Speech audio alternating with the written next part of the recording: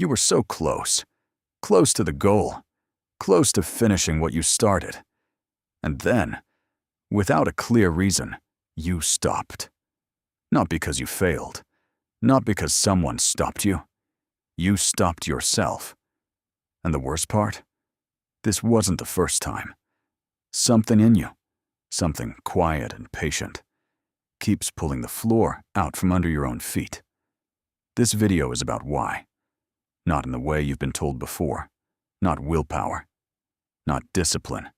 Not mindset. Something deeper. Something psychological. Something that starts in the brain, long before you were aware of it.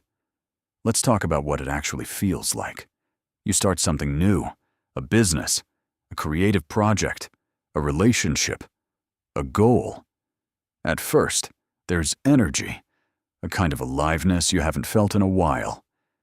But then something shifts. Slowly, like weather changing. You start arriving late to things you cared about. You procrastinate on the one task that would move everything forward. You pick a fight, for no apparent reason, with the person who loves you most.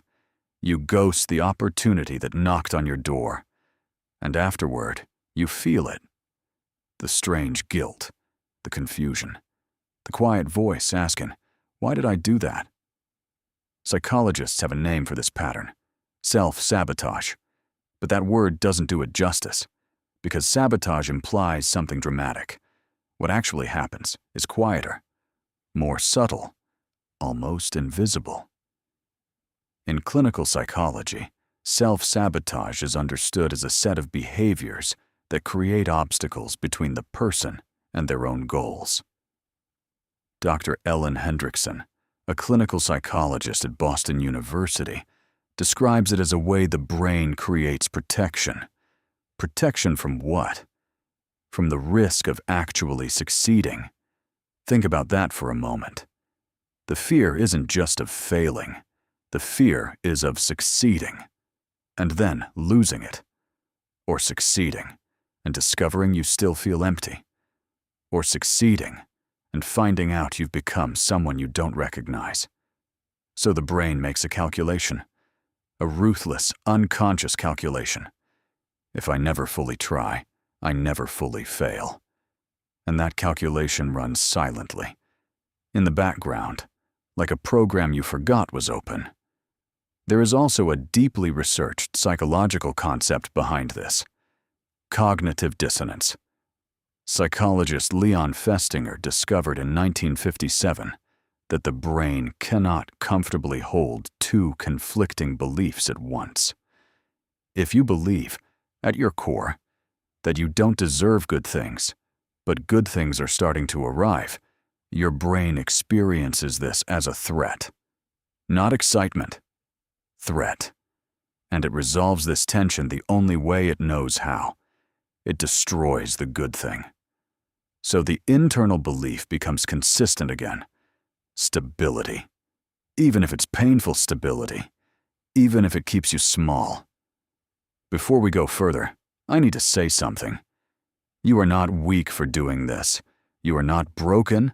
You are not fundamentally flawed. What you are is human. The behaviors that look like self-destruction? They were once survival strategies. Think of a child who grew up in an environment where success drew attention. And attention meant criticism, or jealousy, or pressure. That child's brain learned something rational. Stay small. Stay safe. Don't stand out. And brains remember, especially the ones that had to work hard to protect themselves. Neuroscientist Joseph Ledoux's research on the amygdala, the brain's emotional processing center, shows that early emotional experiences create neural pathways that persist into adulthood. These pathways don't disappear when the threat disappears. They stay, ready to fire.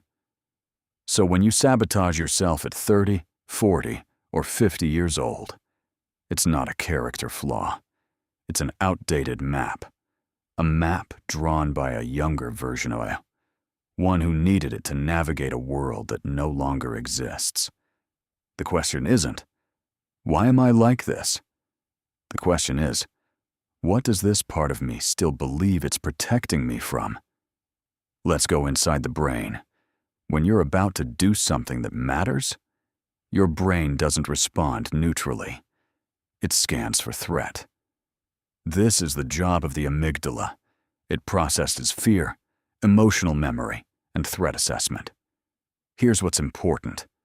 The amygdala cannot distinguish between a lion charging at you and a deadline, between a predator and a promotion, between physical danger and the risk of being seen. To the amygdala, success can feel like a predator, because success means change, and change means the unknown. And the unknown, to a brain wired for survival, is always a potential threat. This triggers what neuroscientists call the threat response, what you might know as fight or flight. But when the threat is internal, when it's your own goal, flight looks different. Looks like scrolling for hours instead of working. It looks like sleeping more than you need to. It looks like starting arguments that take you off track. Looks like drinking a little too much the night before something important. There's another psychological mechanism layered beneath this. It's called behavioral homeostasis. Just as the body tries to maintain a stable internal temperature, the psyche tries to maintain a stable sense of self. Psychologist Nathaniel Branden wrote that people tend to act in ways consistent with how they see themselves, not how they want to be seen, how they actually believe they are. So if somewhere beneath the ambition, you carry an older belief, I am not someone who succeeds. I am not someone who deserves this. I am not someone who stays happy for long. Then, when life begins to contradict that belief, the system pulls you back. The rubber band effect. Stretch too far from who you believe you are, and something pulls you back, not out of weakness, out of psychological gravity. There is also a third thread running through this. It's called imposter syndrome.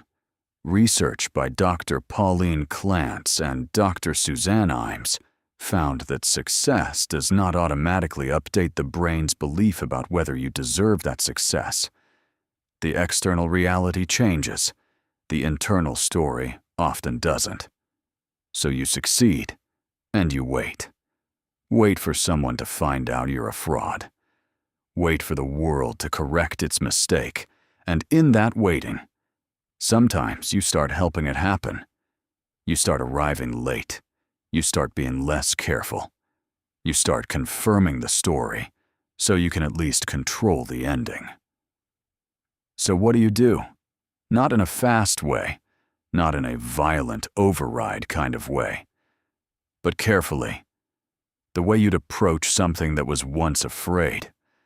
Here are the principles that can begin to shift the pattern.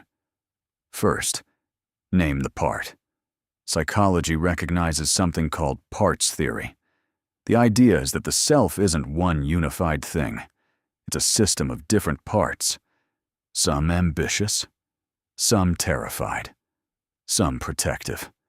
The part of you that sabotages, it's not your enemy. It's a protector running an old program. The practice is this. When you catch yourself about to derail, pause. Get curious. Ask, which part of me is doing this right now? What does it believe will happen if I keep going? You don't argue with it. You don't suppress it. You name it.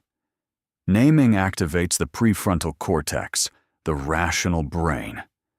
And that small act begins to regulate the threat response. Second, update the belief, not just the behavior. Most advice tells you to change your habits, build better routines, be more consistent.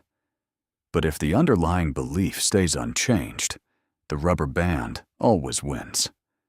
The belief that needs to change is the one about who you are.